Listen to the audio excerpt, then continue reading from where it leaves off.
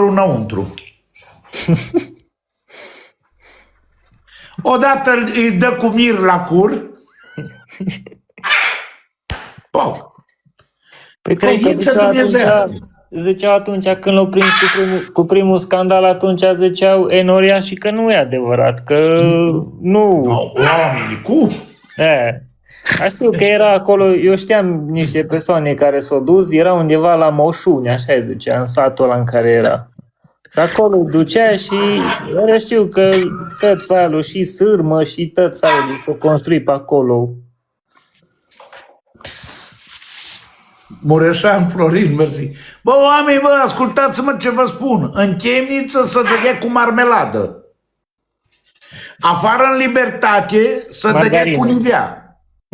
Singura care a depășit limitele a fost Bohocioaia, dădea cu ulei din ăla. În biserici, Baby oil. în biserici poptii folosește mir. Îl dă cu mir la cur și au. Singura Bohocioaia care a depășit limitele și-a folosit ulei spornic. Deci și-o bate Dumnezeu. O spurcat uleiul spornic. O bate Dumnezeu, oameni buni. Dar pe Mohaci îi dădea pe copii, pun pariu porcât, o să recunoască copiii. O să recunoască copiii. Cum mir îi dădea la cur.